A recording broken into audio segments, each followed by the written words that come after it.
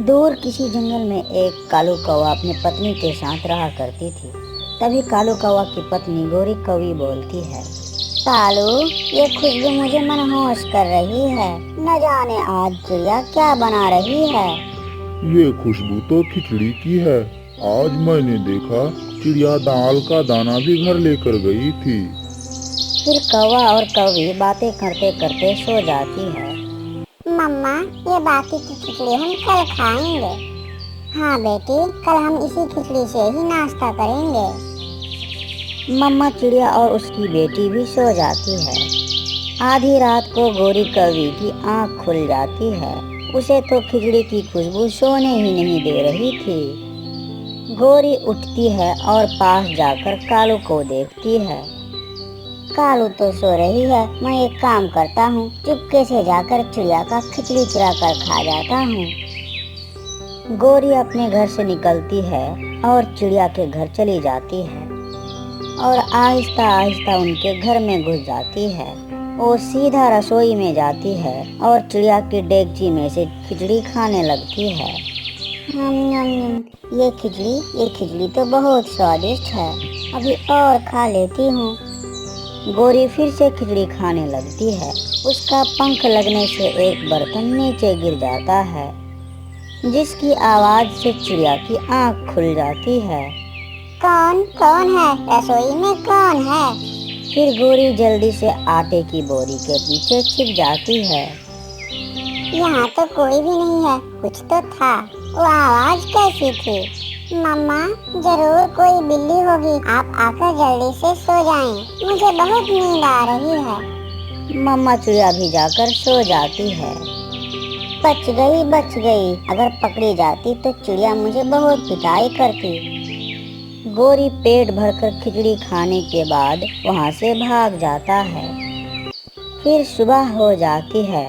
गुड़िया बेटी, क्या खिचड़ी आपने खाई है? नहीं मम्मा, मैंने तो अभी ब्रश भी नहीं किया। हंडी में खिचड़ी नहीं है, फिर कौन खा गया खिचड़ी? मम्मा, हो सकता है जो रात को बिल्ली आई थी वो खिचड़ी खा गई हो।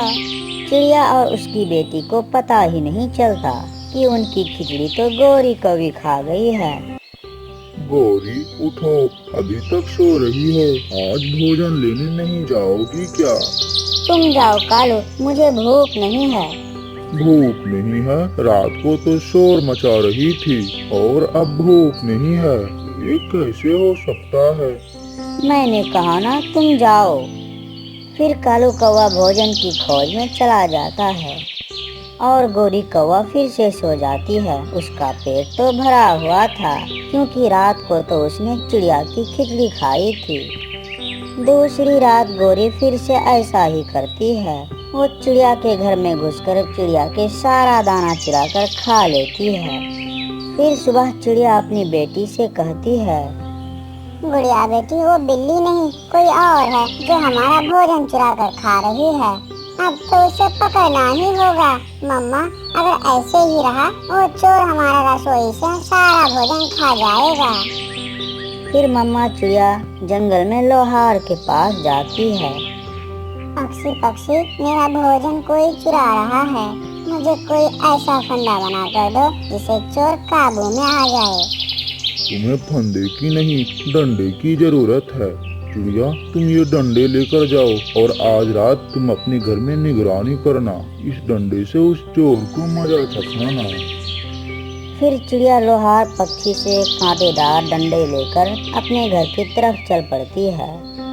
गोरी, सच सच बताओ, तुम हर रोज क्या खाती हो जो तुम्हें भूख नहीं लगती? मैं दाना लेने जा रहा हूँ और तुम मजे से सोई रहती हो।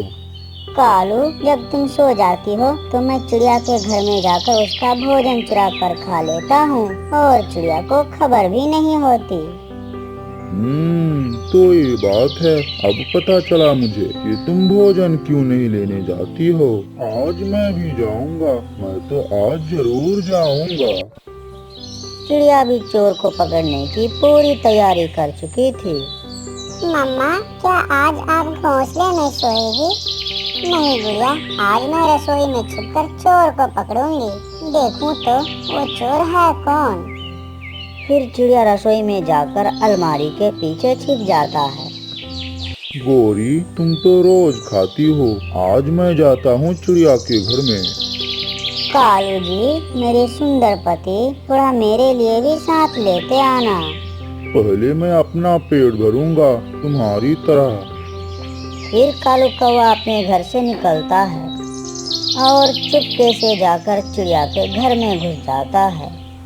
कौवे ने अभी एक ही रोटी का टुकड़ा खाया था कि चिड़िया पीछे से डंडा मारती है।